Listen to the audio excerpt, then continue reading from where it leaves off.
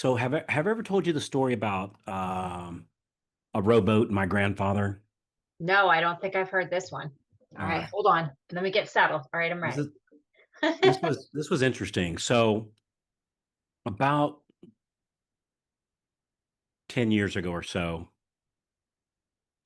a buddy of mine, we went down to Hillsborough River, which is if you're not familiar with here, it's a river here in the Tampa Bay that a lot of people go canoeing and kayaking down, right? It's got a pretty decent current to it. Okay. I wouldn't want to swim against it, but you can definitely, row a boat, against it Mhm. for sure. Anyway, so we were getting ready to put in, and one lesson I learned as a kid, you never start off going downstream and then battle to come back going upstream. You always go upstream until you're tired, Mhm. and then you turn around and you come downstream to come home, right? So yeah, that's how I learned that lesson. It's a whole nother story. But anyway, It's the hard way. yeah. So so I was with a buddy and it was a rowboat that we had, and so only one person can row at a time. You're holding both set of Mhm. oars and rowing it. Yeah. So I told him, I said, "Hey Jim, I'll start off and row us upstream, and then you can take us home." He said, "Oh, that's so Carl. I don't mind rowing upstream."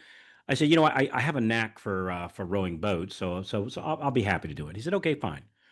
So we get in the boat and we're rowing upstream, and I started thinking about that little conversation. I have a knack for rowing boats. What the heck does that even mean? Because I hadn't rowed a boat probably 5 times in the last 30 years. But yet in my mind, I had a knack for it. Mm. So let me tell you why I had a knack for it. So when I was probably 8, my Mhm. grandfather had a little house on what's called the Withlacoochee River. So it's up here just outside of Crystal River. Beautiful up there. And I was about 8 years old. I was in his rowboat and I'm rowing back and forth right in front of his property. I'm 8, so that they won't let me go far, of course. And granddad's out there watching me, and I'm rowing this boat back and forth. And I hear my grandfather bellow out, "Boy, look at that boy row. Now that boy can row a boat. I think I could ski behind that thing." Aw. And so now I'm being encouraged and granddad, and I want to impress him. So I'm really getting into it, just doing the best I can. And boy, he's going even faster now. Look at him go. Mm. So now if you fast forward 50 years, Mhm. 40 years, say 40 years, 40 years, when I told my buddy Jim I have a knack for rowing boats, that my grandfather giving me those words of encouragement 40 years ago had put the belief in my head Mhm. that that I was really good at that, Mhm. and that my 50-year-old self, oddly enough, still believed it. Isn't that funny? It is funny how that happens. I wonder Yeah. how much of that the opposite happens to people. Oh, I'd dare say that happens way more often than the other. Mm. And I think the message behind that, yeah, I think the message behind that is make sure you're hanging out with people that encourage you to row the boat, Mhm. you know? And I would say, at your work, make sure you're working with people that believe in you. Make sure your processor is somebody that you're his or her champion, and that everybody gives you words of encouragement that you're special, that you're amazing, because the impact of that is strong. And then on the adverse of it, which you brought up, which I think is real important to bring up, is that if you're around somebody, well, the market sucks right now. Oh. Mhm. Nobody's buying homes now. Oh, the rates are too high. Mhm. But that stuff will screw with you for years, Mhm. not just days, not just hours, not just this quarter, but for years, in my case, the words of encouragement, some 40 some years later. Hey there. Hey, if you're loving the tips so far, be sure to hit that subscribe button right down there and then tap the little bell so that you never miss out on more free, cool tips coming your way. Also, I would love to hear from you. Drop a comment beneath there. Let me know what you think or tell me what you'd like to hear next.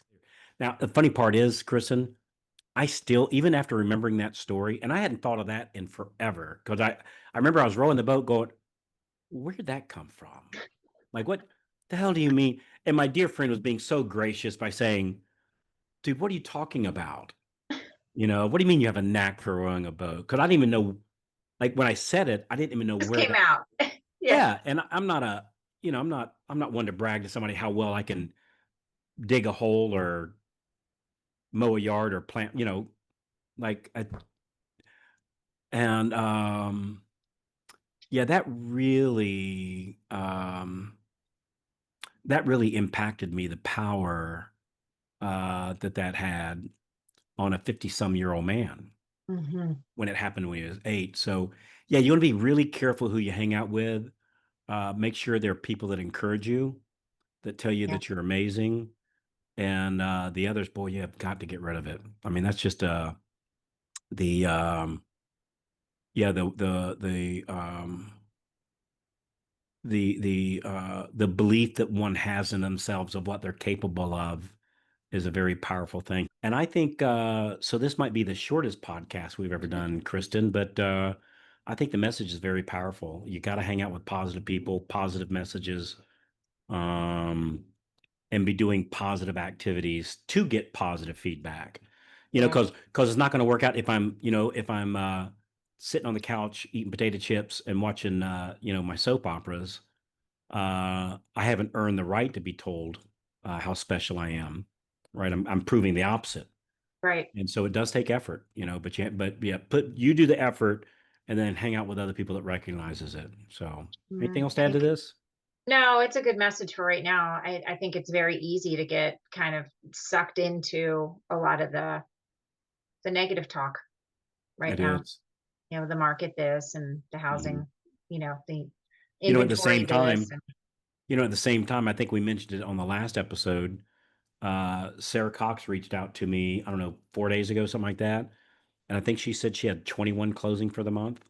girls killing it. But you know Oh, what? You know what the thing about Sarah is she's so darn consistent with just doing the activity, yeah. and she stays I never hear a negative thing come out of her mouth.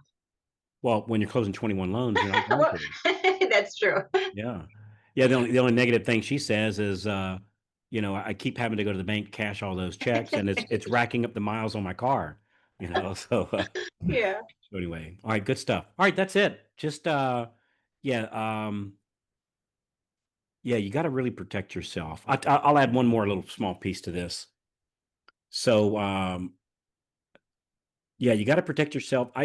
I literally, like, anytime I'm getting ready to do something or watch something, I think to myself, would I let my 10-year-old little girl watch this? Would Hmm. I let my little 10-year-old girl read this?